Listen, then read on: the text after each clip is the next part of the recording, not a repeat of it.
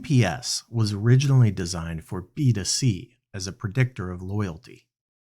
After working at Satmetrix Systems, the originator of the research behind NPS, Steve Bernstein helped found Waypoint Group to tackle how to use NPS in a B2B environment. B2B has significantly different buying cycles in both length and complexity from B2C, and often many stakeholders influencing the buying decision. Steve joins Next in Queue this week to discuss the difference between Net Promoter System and Net Promoter Score, sampling strategy and why response rate is a critical metric, the issues with transactional NPS, when and how often to engage with customers on NPS, why he hates the term survey, and why NPS should not be part of an agent scorecard. Let's get to it.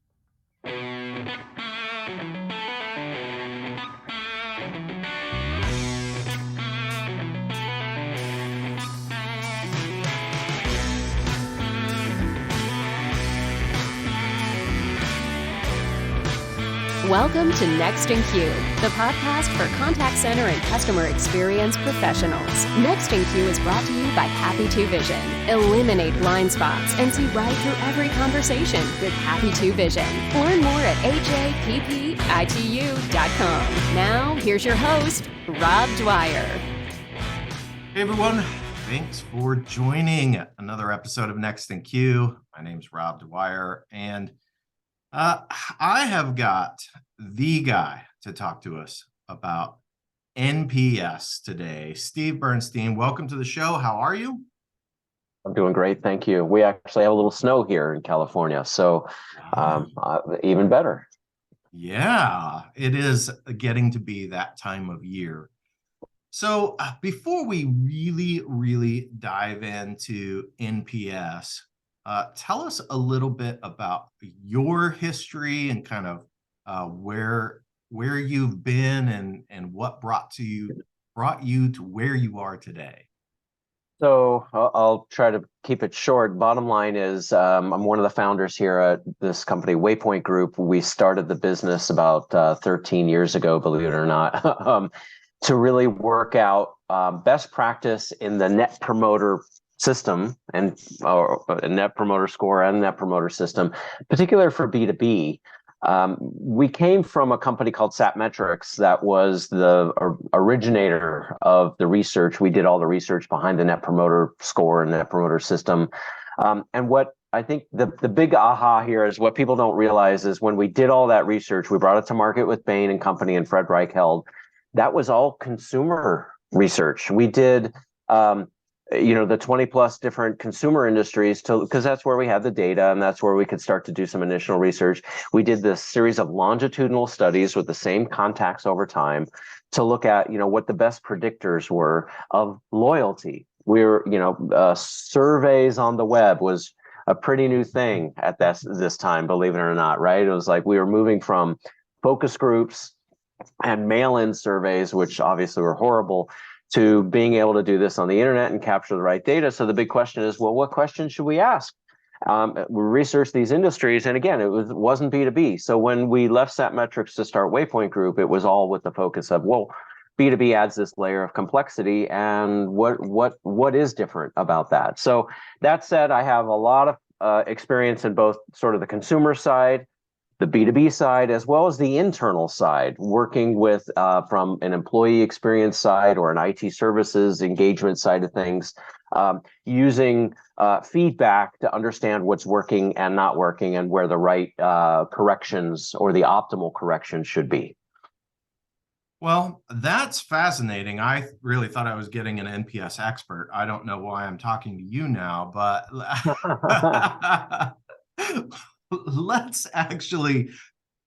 let's do some really basic.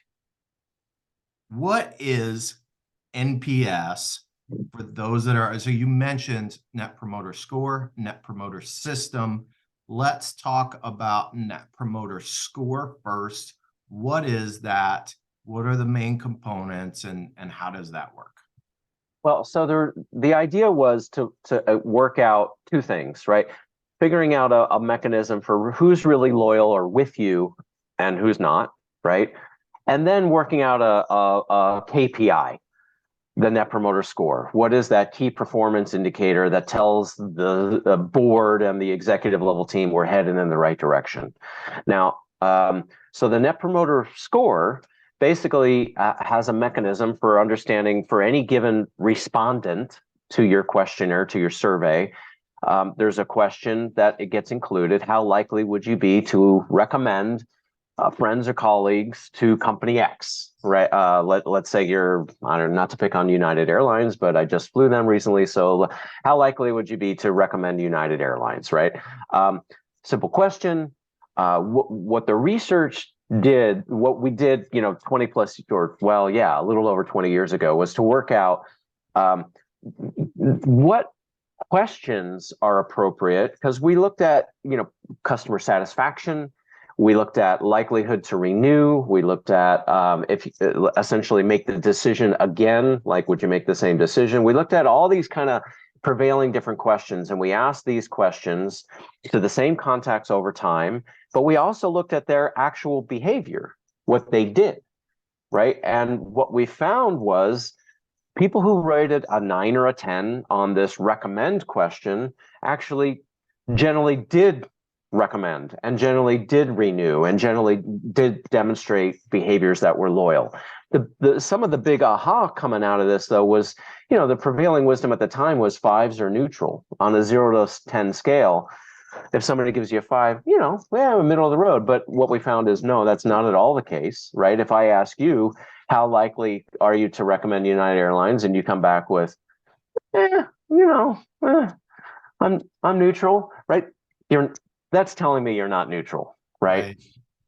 So two things, right, really came out of it. The scale and this idea of promoters versus detractors.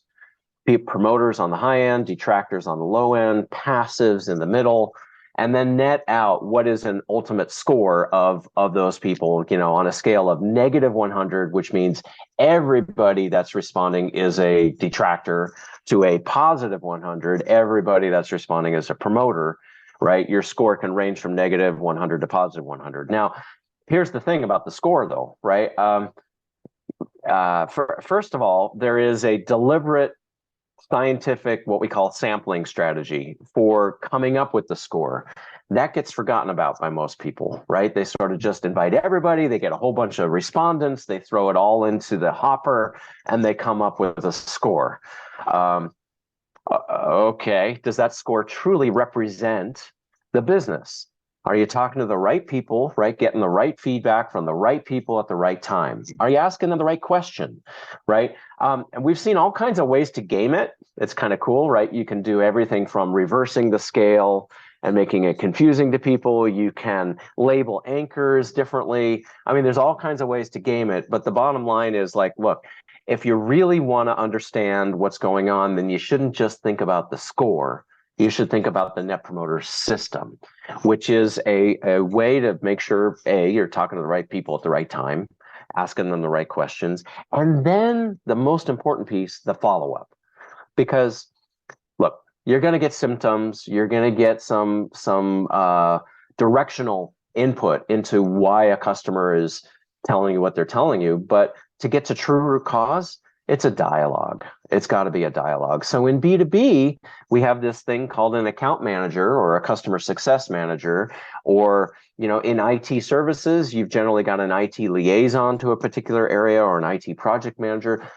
In consumer, you tend to kind of do a sampling audit strategy, a little bit different, right? Because you've got millions of people, you're not going to be able to follow up with everybody, but you take more of a one-to-many strategy, wherein maybe some of the internal or B2B examples, census, one-to-one, might be a better strategy. But the follow-up is a big part of all this, to understand root cause and to go beyond the score and actually understand kind of the sentiment and why, to be able to make the right course corrections. Anyway, so that's kind of the difference between score and system. And I'm a big advocate of the system, not a big advocate of the score, as you could probably tell. Yeah, I think there is a fundamental misunderstanding for a lot of businesses, whether they're B2C or B2B, it doesn't matter, in that they're chasing a score. And there are, industry benchmarks, and they're looking at, okay, well, my competitor X over here is at a 60, and so we want to be better than them. And so they're chasing the score instead of trying to understand, what does that metric tell them, and what information can they glean from the people that both are raving fans and the people who are not fans, so that they can perform better and drive customer loyalty. I love what you just said about, what do the fans love, right? There's a book that I just adore called Switch. It's all about change management. Maybe you know it, and it basically, the theme of the book is kind of what we see as well, that the bright spots, the things that are working really well sometimes are easier to identify and replicate across the organization, rather than looking at the dark spots and trying to figure out, like, what are those things. So coming at it from at least the bright spot angle is my going in assumption. But depending on resources and kind of what you're trying to do, talking to both sides is obviously very insightful. Yeah, absolutely. So one of the things you kind of hinted at a little bit, particularly in the B2C side, but I'd like to talk about it both maybe B2C and B2B, is in B2C, a lot of companies just kind of do what I like to think of as transactional surveys, which is, when you contact me for something, then afterwards I'm going to send you a survey, and that's how I get my NPS score. So every time you contact me, I send out a survey. If you answer, that's part of the score. Number one, what's wrong with that? And then number two, if I want to get an NPS score for my business, whether it's B2C or B2B, when and how should I go about doing that? Well, there's a lot to unpack in there, so let me keep me on that, please. So first of all, absolutely, this idea of transactional NPS, I'm a big detractor of that. And the NPS is a relationship metric. It's, how likely would you be to recommend United Airlines? Well, am I going to do that based on just my most recent flight, or Right. based on my interaction with the contact center? I had a horrible interaction with the contact center, so I'm not likely to recommend. It doesn't work that way in real life, right? It's the sum of the experiences come up with your ability to recommend somebody. Now, there are transactional measures that you can still use to measure the effectiveness of that particular silo, right? But so it kind of depends on what you're trying to do. Are you looking for a performance management metric? Well, I would say NPS is totally wrong for that, because it's a relationship metric, and the caller doesn't have an experience or a relationship with that agent. It just, right. So there are certainly different kinds of questions, and separating the transactional from the relationship is important. Now, that said, I would say you can ask something like, as a result of this interaction, did your likelihood to recommend us improve, decline, stay the same, right? You could do something like that. So if you want to understand the effectiveness of the silo or of that experience, you can get, did we move the needle, or did, which direction did we move the needle? Yeah. So that could be important, but it's really a matter of understanding, and trying to isolate, again, what things are working and not working, because, as Amazon always says, right, the best service is no service. People don't want to contact the contact center in the first place. Right. So they're already starting from a negative point of view, right? And working out kind of what led them to have to call, and not just for call avoidance, but for relationship improvement. Those would be things that you probably want to look at. One other point. The Net Promoter System was based, as I said in the beginning, on a deliberate sampling strategy, talking to the right people and getting feedback from them at the right moments in time. Now, when we did the research, it was a longitudinal study. They were the same contacts over time. That's a good approach, especially in B2B, right? Where you're working with these same people over and over and over again. Now, if you're millions of customers, it's kind of hard to do that. But a deliberate sampling strategy should still get you the ability to understand apples versus oranges and making sure that you're talking to those same people. So the big question becomes, if you're talking to the right people at the right time, they're a promoter, they're a passive, they're a detractor. What about the non-responders? They're not in there. They're not in the score. And what we found is those non-responders actually tend to be, especially in B2B, where you've got to have a relationship, or especially in IT services, where it's got to be a relationship. Those non-responders tend to be pretty darn toxic, more so than detractors. So response rate has got to be another critical metric, right? Response rate, actually, what I prefer to use is called coverage, which is how much revenue are we actually talking to, or how much of the business are we actually talking to, and how well does that represent the whole? So if you're in United Airlines, you're not going to talk to everybody, but you are certainly going to, isolate your million-mile customers from your long tail, no status customers. You got to do that. In B2B, you got to look at it not only from segmentation, but also persona. And maybe in other, in IT services or in consumer, you might look at the persona as well. Decision makers, totally different from end users, right? As extreme examples, use case, right? So if I'm flying United and if let's say I had a bereavement and I need some urgent service, that's very different than a planned business trip. Those are different sort of expectations and experiences. So use case, or that going in assumption. Also, these things become important to understand expectations versus experiences. What do they actually get? End of ramble. Yeah, no, it's a great ramble, and I think the one question that I have then is, what kind of cadence should people look at? So let's say I've got a good sample, I'm talking to the right people. How often should I be gauging kind of where they are? Good question. I mean, a couple of different ways to approach it. One is, what's the pace of change in the organization, right? So again, if I'm using the United Airlines example, but how often are they changing the offering? And do customers recognize that change, right? So if the offering is staying the same, right, then why are we continuing to measure this if we already kind of know, right? On the other hand, let's take a B2B example. There are specific customer milestones, right? There's like onboarding, and then there's initial value, and then maybe there's pre-renewal, and there's sort of, there are these milestones across the life cycle.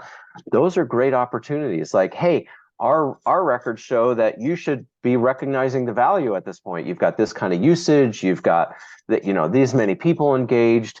That's a good time to understand, are they really seeing the value, right? And maybe the recommend question is appropriate. Maybe some other question is appropriate, like, to what extent are we helping you be successful, or to what extent are you recognizing the value that you're expecting?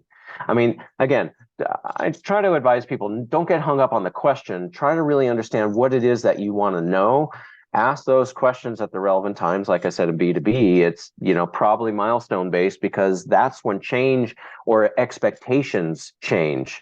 In the consumer example, expectations probably change when the offering or the go-to-market or the 3 or 5 Ps, whatever methodology you're using in consumer marketing. Did I address your question? I mean, cadence is a big deal here. Yeah, and I think that's a strategy that a lot of companies are missing, because they are simply maybe they're going by the calendar, right? And so maybe we're doing it monthly, or maybe we're doing the interaction based, right? You reached out to us, and so we send you a survey. And I think I think people sometimes look at NPS the way they look at other transactional metrics, survey methods, which are valid just in a different way. And those you maybe do want to do every time you interact with someone. Maybe you want to survey them. Yep. And that actually leads me to my next question. And I heard you talk a little bit about it, but I hear all the time, particularly on LinkedIn, people talking about, should we just abandon NPS? Don't we have better metrics? What about CSAT, or what about customer effort score? What do you have to say about that? Not to be flipped, I think the metric matters less than the system and the process of actually talking and listening, because any of those metrics just come up with a lagging indicator, right? Of here, they're evaluating us based on the past. Turn it into a leading indicator. How are you going to use that feedback? Okay, they're happy or they're unhappy. Are they going to move in the right direction? Right? Are they trending up and to the right, or are they trending downwards? Right. So the metric, not to be flip, I would say don't focus on the metric first. Focus on the business problem we're trying to solve, and then the metric might help. And I would also say that, like customer effort score, I know that's been a big deal. It was used, the research around customer effort score was used in tech support arenas and customer service arenas. So very transactional, not relationship, which not to fault it. But even from business to business, there are differences on whether customer effort actually matters. So interestingly enough, we've done a lot of work, including the effort question in transactional surveys, which, by the way, as a quick tangent, I hate the word survey. Who likes to be surveyed? I don't know anybody who likes, but if you ask me, like, will you please assess your experience so we can do better? Anyway, that's the aside. Like that. So the assessment or questionnaire or whatever it is using, it can be included in other experiences and transactions. The question is it a key driver? And I would say just because something scores low doesn't make it a key driver. In other words, statistically, you could look at correlations, you could do regressions, you can do other sorts of statistical analysis to work out how likely is an improvement in this particular area going to move the overall relationship. Like if I put more money into effort in reducing customer effort, is it going to really move the needle on the overall satisfaction of that ticket or experience? Well, it might for your business. We found other businesses where, no, it's not about effort. What we kind of surmise is, well, especially in B2B, it's people's job. There are administrators who've opened tickets on behalf of other people, or there are project managers, whatever it may be. It's their job. So reducing effort may or may not be the big ticket item. We see other things like, call avoidance. Like, I didn't want to contact you guys in the first place. Status updates, useful status updates and communications around what's going on with this. That is a bigger bang for the buck. So my big advice is, you could look at the metrics, but really understand which of those things is most likely to move the needle financially or sentiment wise, and focus on prioritize those first. So as you're saying this, I am thinking of exactly one of the things that I talk to supervisors all the time. There's particularly in contact centers, right? We have so many metrics, and we might get hung up on focusing on metrics. And even when we're talking to agents and we're coaching agents, we're thinking metrics, when really what we need to be thinking is, number one, behavior, right? What's driving the metrics?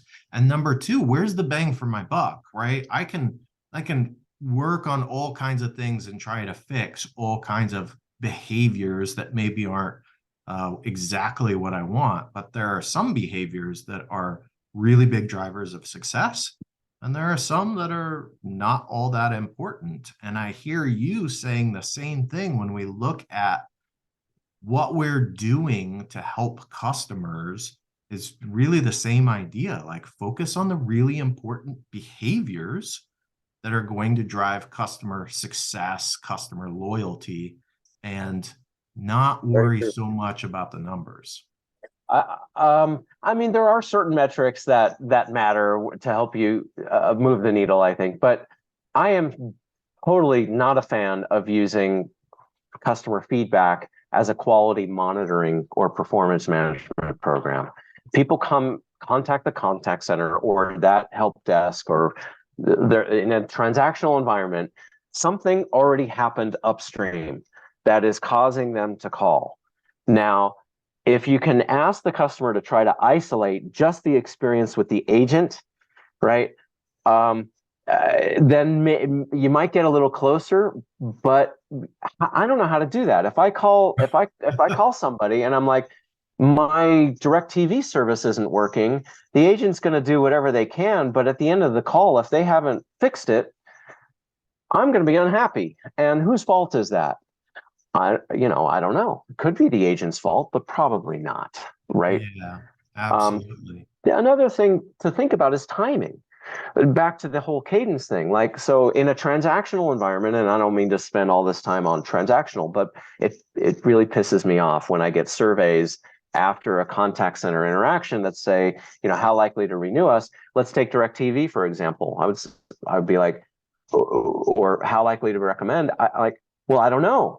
You haven't fixed my problem yet. The agent said they were shipping a new box to me because my box died. So when I get the new box and I plug it in and see it's all working, then I can answer. But you want me to evaluate the agent now. Well, Right. I can't do that. I can't, because I don't know if they actually submitted the ticket properly to get the box shipped to me on time, right? I mean, there's all kinds of things like that where it just drives me nuts how people just want to chuck a survey over the wall and call it done.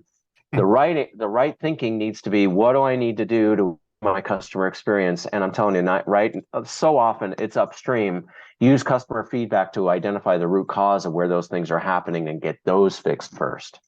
Yeah, absolutely. And you touched on this a little bit, but for those people out there that have maybe a contact center, they manage a contact center, maybe they use a net promoter assessment today. Can we talk about the danger of incentives, agent level, that are tied to survey responses, to those assessments? Can you talk through that a little bit?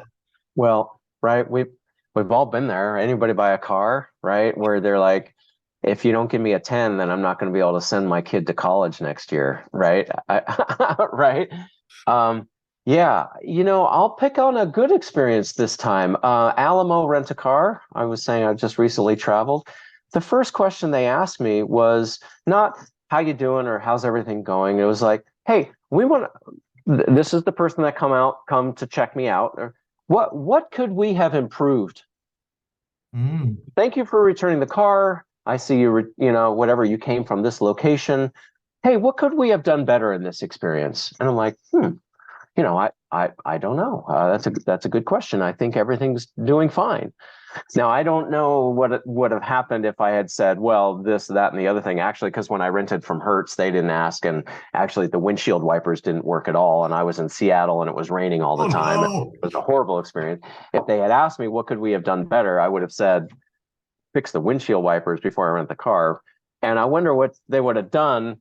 But anyway, so I think the whole idea of understanding what's going on in the mind of the customer and trying to address that as best as you can, that's the first level, right? But then there's only so much that you can do at the front line. So you've also got to get some root cause. And the root cause bit is all about, again, understanding expectations compared to experiences. We experienced this, I expected that, right? And just understanding that, there's a lot of discussion in this business around 5 whys, the fishbone diagrams, like all these quality techniques. This doesn't have to be that complicated. I think, you can get really good information by just asking, like, well, what did you expect versus what did you experience, right? And it's helpful to get to that root cause. Yeah, absolutely. So something you said, really, you're talking about from a quality perspective, right? Contact centers and support, right? Whether it's they're just doing tickets, whether they're doing voice, chat, email, doesn't matter what channel they're using. Quality is a big thing for them. I wonder, do you have any thoughts on how people measure quality today? And is there a better way? Are we looking at the wrong stuff?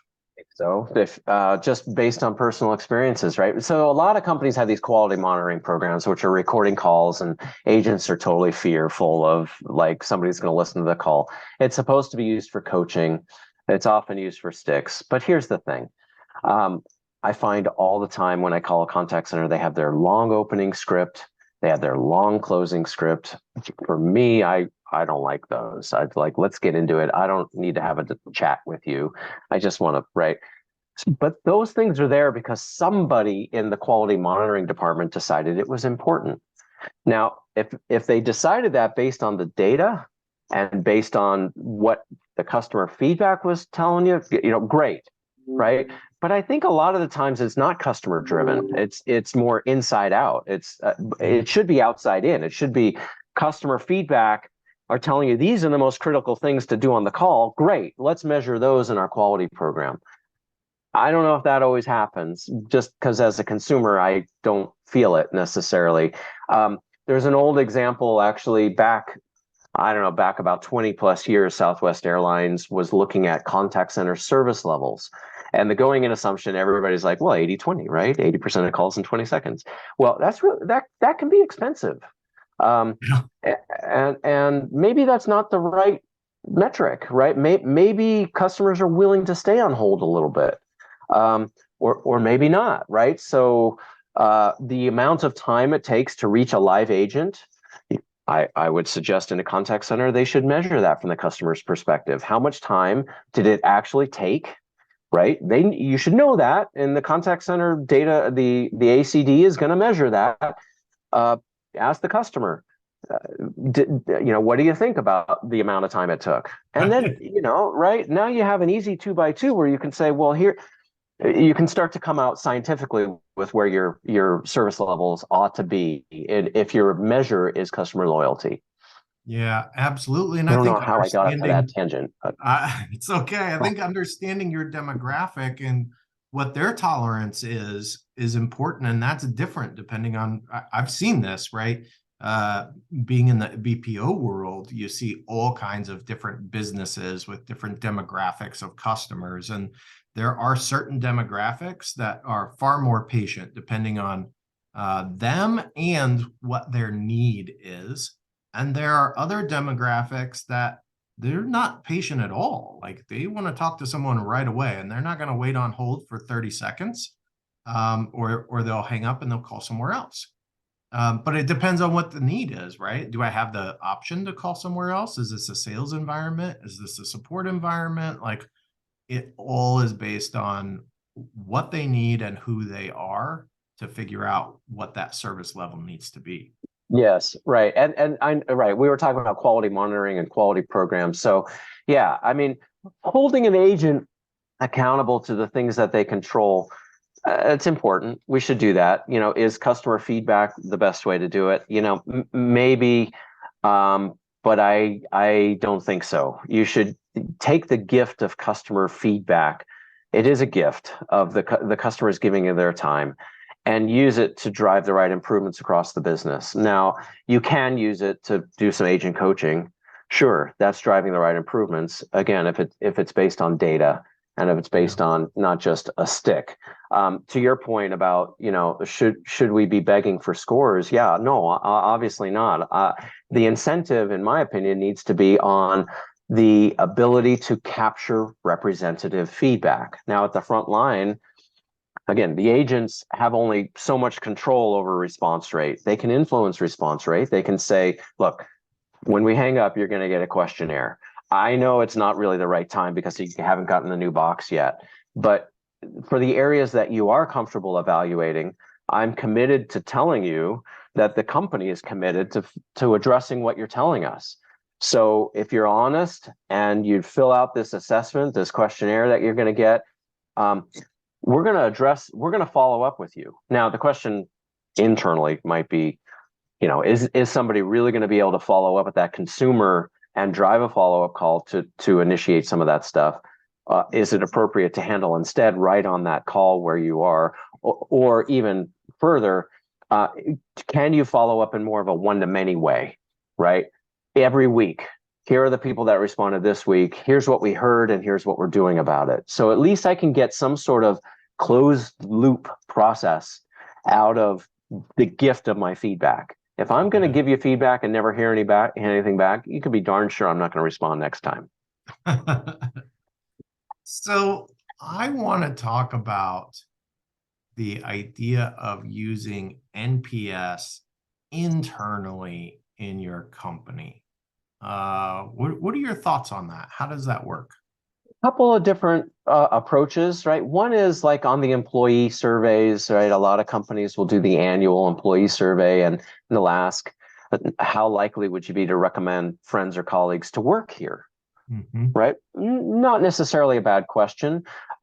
Depending on the solution, we've seen some environments where there's a direct relationship in the employee willingness to recommend friends to work there with the customer's willingness to recommend colleagues to buy from that, right? Sometimes they line up beautifully, sometimes not, right? So understanding, again, those key drivers, which things are most likely to move the needle on the internal side, which things are most likely on the customer side, and lining those up.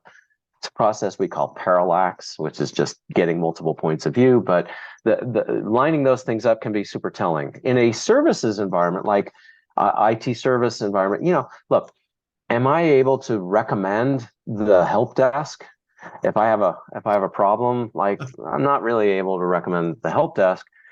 And satisfaction, to me, satisfaction is such a low bar, and nobody asks, hey, were you satisfied with that interaction? I don't know. It's just not a question, right? So it might be down to brass tacks. If you had another option, how likely would you be to try the other option versus contacting the help desk, right? I mean, like, that's what you want to know. So that's what you should ask. And then just kind of, again, the follow-up strategy of understanding why one person is, the help desk was awesome, and then somebody sitting right next to them hates the help desk. What are the differences? What are the use cases? Right? Sometimes a follow-up discussion is the shortest path. Sometimes your data analytics, that operational data, can be a big key as well. So different use cases for internal use. I'm not a fan of NPS for it. The score, Net Promoter Score, the system, right, certainly applicable. So let's talk about that follow-up, because we've talked a few times about how important the system is and how important it is to close the loop and not to focus so much on the number. So let's talk about executing that follow-up with your customer, whoever that respondent is. Who should be responsible for that? And what's the best way to go about initiating that conversation? So that's the million-dollar question, I think. I mean, that's what companies struggle with. So I would say, well, first of all, make sure that somebody's responsible for it, somebody's accountable for it, and that they have the bandwidth to do it. For example, I see a lot of companies, you mentioned this, it's on the calendar. It's like, okay, it's February, it's time to do our NPS thing, let's blast it out, right? And now we get back like 1,000 responses, maybe, if you've got a large enough audience. And well, who's going to follow up with all these? It's right? It's impossible. So kind of doing it in band with your existing process, designing your relationship process or your service process, whatever it may be, with that follow-up in mind, it has to be key, right? So if you're doing it in B2B as a relationship program, the account manager is looking at these milestones. It's a great opportunity for for an automation to send out these requests for feedback, personalize it, demonstrate a commitment, and allow that account manager, right, to take the right action. The right action bit, though, in B2B, especially with strategic accounts, probably is what we call a joint success review, or a joint account plan, or a joint success plan, or whatever. It's the idea of not just following up individually with a one-on-one person, which you could do, But I think there's more value in, okay, you got feedback from 10 people in the account. Let's put all those together. This seems to be what's working and not working. Let's relay that back to the customer. Let's sit down together and say, this is what you guys are telling us. This is working well. This is not working well. This is what we think we should be doing about it. This is what you own for training or for product usage or whatever it may be. This is what we own as far as the next step, right? And you can put together, don't rocket science it. Simple is better. Here are the things that you're telling us, and here's what together we're going to do about it. That might be the better way to follow up as this account level motion, right, along these key milestones. There's a time and place, right? So sometimes one-to-one really makes sense. Sometimes the account level makes sense. Sometimes one-to-many, just kind of taking a sample. Here are all the people with this profile that rated this particular attribute really poorly. Out of the 100 people that did that, I want to talk to 10 of them and get more information. The stars start to align very quickly as long as your sampling strategy, the people you're talking to, is well designed up front. If you know who you're talking to and why, and whether or not things are appropriate, then that becomes kind of the main key. Think about who you're talking to and why, and then design your process. I can't tell you how many times people are just like, well, here's our we have to do net promoter score because the CEO said or the board said, and they do it poorly, and they come up with a number that's totally unrepresentative, and there's no value to it, except it erodes value, I should say. We do know that it erodes value by doing that. When you don't follow up with customers, they are far more likely to non-respond the next time, which means they're 1 foot closer to being out the door. And we don't want that. Yeah, definitely. I mean, what I am hearing is that really what the Net Promoter System does when executed properly is that it reinforces a relationship and communication between, whether it's B2C or B2B, it doesn't really matter, right? It's all about communication between those two entities and having a relationship so that we can move forward and be successful, right? I, as a provider, am doing the things that you as a customer are wanting and expecting me to do, and are happy with how we're performing. Yeah, I wish I had started off with that. I think certainly I didn't say it as well as you did. That is the key, is about managing expectations or setting the right expectations in the first place. So marketing, sales, right? They're setting expectations up front.